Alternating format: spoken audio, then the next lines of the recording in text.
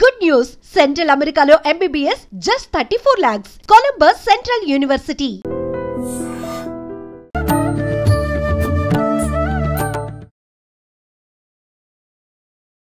నమస్కారం, welcome to I dream. ధర్మ మార్గం విత్ విజిత కార్యక్రమానికి స్వాగతం. ప్రస్తుతం మనతో పాటు ఉన్నారు ప్రముఖ ఆధ్యాత్మికవేత్త జ్యోతిష పండితులు సుభాష్ శర్మ గారు. ఇప్పుడు గురుగారితో మాట్లాడదాం.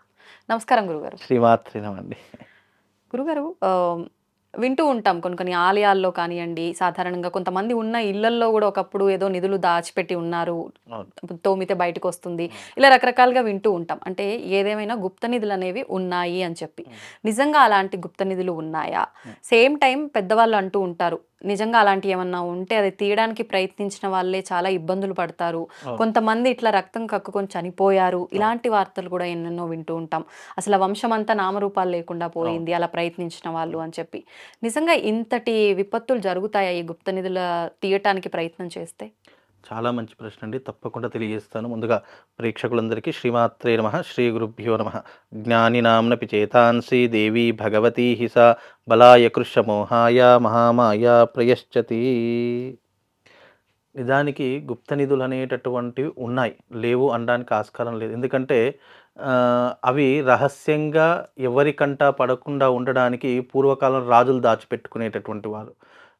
కొంతమంది రానున్న కాలంలో ఈ ఆస్థానంలో పనిచేసేటటువంటి వాళ్ళు ఉంటారు కదండి, వాళ్ళకు కూడా అప్పటికి బంగారానికి కానీ వజ్రానికి కానీ అంత వాల్యుయేషన్ లేదు. ఇప్పుడంటే వాల్యూ కోట్లలో పెరిగిపోయింది, కానీ అప్పట్లో అంత లేదు. ఇప్పుడు శ్రీకృష్ణదేవరాయల కాలంలో వజ్రాలు రాసులు పోసి అమ్మేటటువంటి జనాభా ఉండేటటువంటిది, ఇప్పుడు అలా కాదు. కాకపోతే అప్పుడున్నటువంటి దానికి ఇప్పుడున్నటువంటి చాలా వ్యత్యాసం పెరిగిపోయింది. కాలమానం ప్రకారం కాలం మారుతున్న కొద్దీ వస్తువుల యొక్క ధరలు విపరీతంగా పెరిగిపోయాయి. ఇప్పుడు అవి గుప్త నిధులుగా బయటపడి అవి ఎనలేనటువంటి సంపదగా మారిపోతూ ఉన్నటువంటి అంశాలు. అయితే నిజానికి గుప్త నిధులు అనేటటువంటివి చాలా కాలం భూమిలో అవి నిక్షిప్తమై ఉండడం కారణం చేత దాని మీద అనేక రకములైనటువంటి దుష్ట శక్తుల యొక్క ప్రభావం ఇమిడి ఉంటుంది.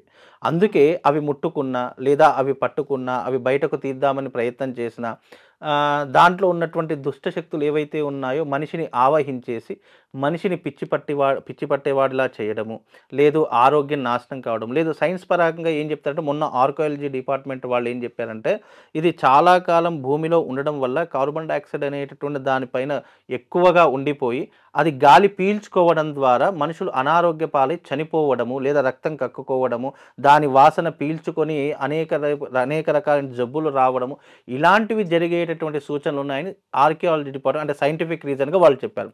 కానీ శాస్త్రం ఏం చెప్తుంది అయితే, ఎప్పుడైతే ఏ వస్తువు అయితే భూమిలో ఎక్కువ కాలం ఉండడం జరుగుతుందో దానిపైన దుష్టశక్తుల యొక్క ప్రభావం విపరీతంగా ఉండిపోయి దాన్ని పట్టుకుని ఏమవుతుంది, ఎవరైతే దాన్ని ముట్టుకోవాలని ప్రయత్నం చేస్తున్నారో వాళ్లకు తప్పకుండా మీరు అన్నట్టుగా వంశనాశనం జరగడము, లేదు అని అనుకుంటే గనక వాళ్ళకు తీరనటువంటి నష్టం జరగడము, లేదా వాళ్ళు పిచ్చి పట్టిన వాళ్ళ ప్రవర్తన చేయడం, ఇలాంటివి ఎక్కువగా జరిగేటటువంటి ఆస్కారం ఉంటుంది.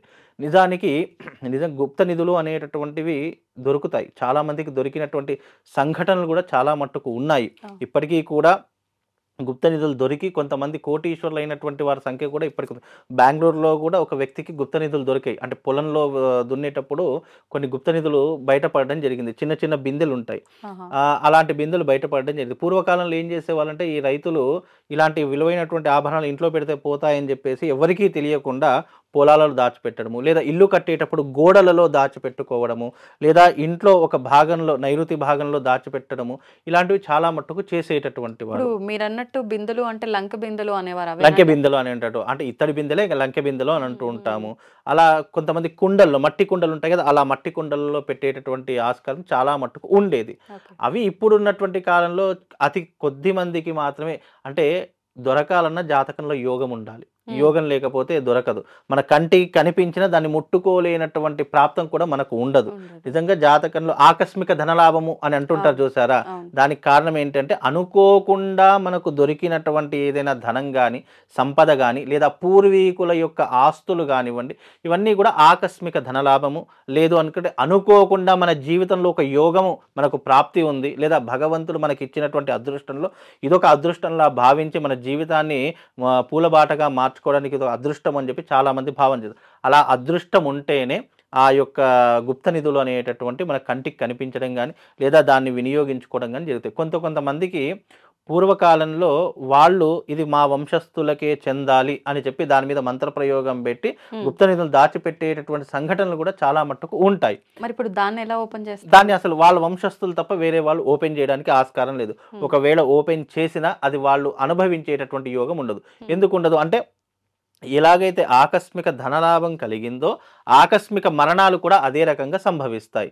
లైక్ హార్ట్ అటాక్స్ రావడము, లేదా కారు ప్రమాదాలు, రోడ్డు ప్రమాదంలో మరణించడము, లేదా వంశం నిర్వీర్యం అంటే అతని వంశంతోనే అది ఆగిపోయి ఆ డబ్బంతా కూడా కాలక్రమంలో కలిసిపోవడము, ఇలాంటివి ఎక్కువగా జరిగేటటువంటి ఆస్కారం ఉంటుంది. అందుకే గుప్తము అంటే అర్థం ఏంటి? ఆల్రెడీ గుప్త నిధులు అంటే గోప్యంగా ఉండవలసినటువంటివి, కేవలం అది ఆకస్మికంగా దొరికితే తప్ప మనం అనుభవించలేనటువంటి స్థితిలో ఉంటాము. ఇప్పుడు కొన్ని సార్లు అంటే ఎక్కువ గ్రామాల్లో మాట్లాడుకుంటారు.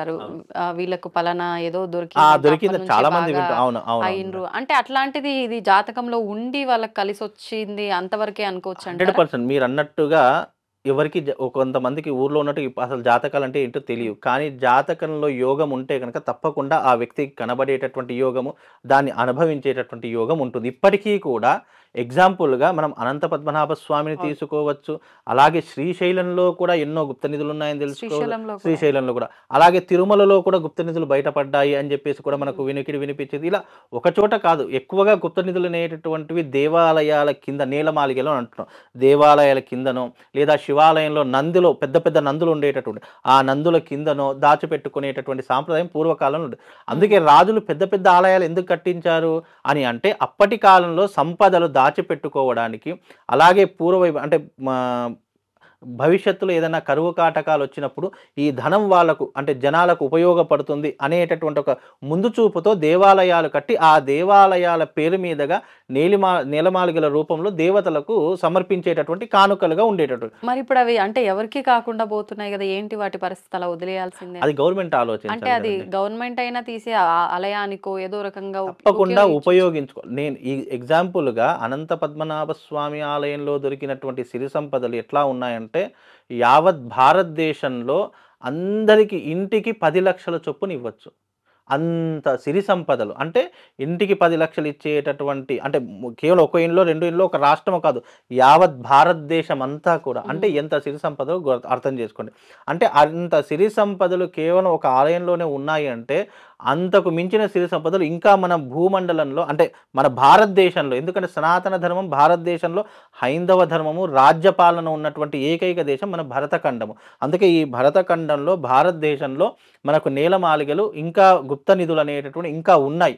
అవి చాలా మట్టుకు కంటికి కనిపించేటటువంటి కొన్ని ఉంటాయి, కంటికి కనిపించకుండా కొంతమంది గుప్త నిధులు ఉన్నాయి కదా అని చెప్పేసి తవ్వడం మొదలు పెడతారు. ఒకవేళ మనకు ఆ ప్రాప్తం లేకపోతే అవి భూమిలో నుంచే బయటకు వెళ్ళిపోతూ ఉంటాయి. అంటే మనం ఎంత తవ్వినా కొద్దీ అవి భూమిలో నుంచే బయటకు వెళ్ళిపోవడము లేదా పక్కకు జరిగిపోవడము ఇలాంటివి కూడా జరిగేటటువంటి సంఘటనలు ఉంటాయి. అవి ప్రాప్తం ఉండాలి, యోగం ఉండాలి, అవి దాని మీద ఉన్నటువంటి శక్తులను తీసేటటువంటి అదృష్టం కూడా ఉండాలి. ఎందుకంటే శక్తి ప్రభావం దాని మీద ఉన్నప్పుడు మీరు అన్నట్టుగా అంటే ఒక కరెంటు తీగ పట్టుకుంటే ఎలాగైతే మన శరీరము స్పందిస్తుందో అలా దాన్ని ముట్టుకుంటే షాక్ కొట్టడము లేదా రక్తం కక్కుకొని చచ్చిపోవడం ఇలాంటివి అనేక సంఘటనలు జరిగేటటువంటి ఆస్కారం ఉంటుంది. అందుకే గుప్త నిధులు చాలా రహస్యంగా ఉంచాలి. ఒకవేళ దొరికినా మూడవ కంటికి తెలియకుండా అవి వినియోగించుకునే ప్రయత్నం చేయాలి, లేదు అంటే గవర్నమెంట్కైనా అప్పచెప్పేటటువంటి ప్రయత్నం చేయాలి. అలా చేయడం ద్వారా వాళ్ళకు మంచిది, అందరికీ అంటే మంచిది. నార్మల్ గా ఆలయాల పరిసర ప్రాంతాలు కాకుండా వేరే ప్రాంతాల్లో దొరికినా అది గవర్నమెంట్ కి అప్పచెప్పాలంటారా? భూమిలో ఏది దొరికినా గవర్నమెంట్కి అది ఆర్కియాలజీ డిపార్ట్మెంట్కే చెందుతుంది కాబట్టి అది ఎప్పటికైనా అది. కాకపోతే ఏంటంటే ఈ గుప్త నిధులు అనేది ఎక్కువగా అంటే పురాతనమైనటువంటి దేవాలయం, ఒక 100 సంవత్సరాలు 200 సంవత్సరాల క్రితం దేవాలయాలు ఉంటాయి. అలాంటి దేవాలయాల చుట్టూ కానీ లేదా ఆ దేవాలయ ప్రాంగణంలో కానీ అలాంటి ప్రదేశాలు కొన్ని దొరికేటటువంటి, కొన్ని అడవి లాంటి ప్రదేశాలు అంటే పూర్వకాలంలో అక్కడ చారిత్రకమైనటువంటి ఆధారాలు రాజులు పరిపాలించిన నేల కావచ్చు, లేదా అక్కడ దొంగలు కూడా అప్పటి బందిపోట్లు అందరూ కూడా బంగారం తీసుకొని అడవులలో అక్కడక్కడ దాచిపెట్టేటటువంటిది ఆనవాయితీ ఉండేటటువంటిది. అలాంటి ప్రదేశాల్లో చాలా మట్టుకు బంగారం దొరికే ఇప్పటికీ కూడా మంచిర్యాలలో చాలా మట్టుకు ఈ గుప్త నిధులు ఉన్నాయని చెప్పి చాలా మంది ప్రయత్నం చేసేటటువంటి మంచిర్యాలలో దాదాపు ఒక 10 మందికి గుప్త నిధులు దొరికాయి. అలాంటి సంఘటనలు కూడా చాలా చాలా మట్టుకు జరిగేటటువంటి సూచనలు లేవు అనడానికి ఆస్కారం లేదు. తప్పకుండా ఉన్నాయి. అవి దొరికే వాళ్ళకి దొరుకుతాయి. దొరికిన వాడు ఎవరు నాకు దొరికిందని ఎవరు చెప్పుకోరు. కాకపోతే దొరికినటువంటి దాఖలాలు అయితే, సంఘటనలు అయితే, చారిత్రక ఆధారాలు కూడా అక్కడ మనకు కనిపించడం జరుగుతుంది. ఆ బీదర్ లాంటి ప్రాంతాల్లో, మంచిర్యాల ప్రాంతాల్లో, లేదంటే మన హైదరాబాద్ పట్టణంలో కూడా కొన్ని పురాతనమైనటువంటి దేవాలయాలు అలాంటి దాంట్లో కొన్ని బయటపడినటువంటి సంఘటనలు అవి మరీ పెద్ద మొత్తంలో కాకుండా చిన్న మొత్తంలోనే బయటపడినటువంటి దాఖలాలు.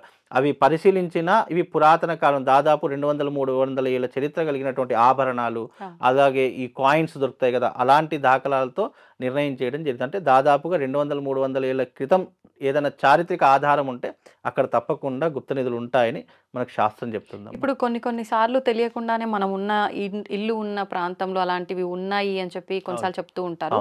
అంటే అవి మనం తీయము అలా అని చెప్పి వాటిని పైన మనం ఏ ఆశ పెట్టుకోవాలి, అసలు ఆ ఇంట్లో వాళ్ళకి అది కలిసి వస్తుంది అంటారు అలా ఉన్న దానిపైన ఉండడం? అయితే దీనికి సంకేతాలు ఎలా ఉంటాయంటే, ఇంట్లో గనక గుప్త నిధులు ఉన్నాయి అని అనుకుంటే గనక రాత్రుల పూట గజ్జల శబ్దం వినిపించడము, అలాగే పడుకున్నప్పుడు అనేక రకములైనటువంటి ధన సంపద కలలోకి రావడము, పూర్వీకులు కలలోకి వచ్చి ఏదైనా హింట్ అంటే సంఘటనలు చెప్పడము, లేదా ఇంట్లో మనకి ఎప్పుడూ కూడా ఈ డబ్బుల యొక్క శబ్దం వినిపించడం, అంటే చిల్లర పైసలు నాణాలు ఉంటాయి కదా, అలా శబ్దం వినిపించేటటువంటి లక్షణాలు, అలాగే ఇంట్లో ఎప్పుడు పడుకున్నా సరే తప్పకుండా ఏదో ఒక కలలు పడడం, ఆ కలలో డబ్బుకి సంబంధించినటువంటి సంఘటనలు ఆధారం కంటికి కనిపించేలా ఉండడం, ఇలాంటి సంఘటనలు జరుగుతుంటాయి. లేదా మన పూర్వీకులు చనిపోయినటువంటి వాళ్ళు ఉంటారు కదా, ఇది నా వంశస్థులకే దొరకాలి అని చెప్పేసి అది దొరికేంత వరకు వాళ్ళ ఇంటి మీదనే కూర్చుండేటటువంటి లక్షణాలు ఎక్కువగా ఉంటాయి. అందుకే మా నాన్నగారి కల్లోకి వచ్చారండి, మా తాతగారి కల్లోకి వచ్చారని చాలామంది అంటూ ఉంటారు. దానికి కారణం ఏంటంటే బికాజ్ ఇది కూడా ఒక ఆధారంగా ఉంటుంది అని చెప్పేసి, ఇవన్నీ కూడా దేని ఆధారంగా చెప్తూ ఉన్నాము అని అంటే కనుక గ్రంథాధార రూపకంగా చెప్తున్నాం. అంటే కొన్ని గ్రంథాల్లో ఎలా ఉంటుంది అంటే, నీకు ఆకస్మిక ధనలాభం దేనివల్ల సూచించబడుతుంది అనేటటువంటి తీసుకుంటే మనకు గ్రంథాల్లో చెప్పినటువంటి విషయాలు మనకు గుప్త నిధులు, లేదా ఆకస్మికంగా లాటరీలు తరగలడము, లేదా అనుకోకుండా మనం సంపాదించే సంపద హఠాత్తుగా పెరిగిపోవడము, చేసే వృత్తి వ్యాపారాదుల్లో మనకు ధనము అతీతంగా పెరిగిపోవడం, మనం ₹1,00,000 పెట్టుబడి పెడతాము, అలాంటిది మనకు కోట్లలో ఆదాయం రావడం, ఇవన్నీ కూడా ఆకస్మిక ధనలాభానికి సూచికగా చెప్పడం జరిగింది. అందుకే గుప్త నిధులు అనేటటువంటి చాలామందికి కనిపించిన ప్రతి ఒక్కరు దాన్ని వాడుకోలేనటువంటి సిచ్యువేషన్లో ఉండేటటువంటి సంఘటనలు కూడా ఉన్నాయి. కాబట్టి కనిపించినంత మాత్రం దాన్ని అనుభవించే యోగం ఉంటుంది అని ఎవరు అనుకోకండి. తప్పకుండా మీ జాతకంలో యోగం ఉంది, అది కనిపించింది, దాన్ని ముట్టుకుంటే చాలా మట్టుకు వాళ్ళ జీవితంలో ఏదో ఆకస్మిక సంఘటన జరిగింది, అందుకే దాని జోలికి వెళ్ళట్లేదు అనేటటువంటి సూచనలు కూడా చాలా మట్టుకు జరిగాయి. కాబట్టి గుప్త నిధులు అంటే మన యోగంలో ఉండాలి. మన యోగంలో ఉన్నది తప్పకుండా మనకు దక్కుతుంది. యోగంలో లేదు అంటే నువ్వు దాని గురించి ఎంత ప్రయత్నం చేసినా అది నీకు దక్కదు. కాబట్టి చాలా జాగ్రత్తగా ఉండాలి ఇలాంటి విషయాల్లో. ధన్యవాదాలండి. తవ్వండి, తవ్వుతూనే శివలింగం సరే దాన్ని అట్లా కప్పేసేయండి, చూపించదండి. Krishna is there. మూర్తి పూజ కాదు, సాక్షాత్ బ్రజేంద్ర నందన భగవాన్ ఉన్నారు మూర్తిలో. ఏమీ ఆశించకుండా ఆరాధించే వాళ్ళు కూడా ఉన్నారా ప్రభుజీ? నిజమైన భక్తి అంటే మనకు తెలియదు కాబట్టి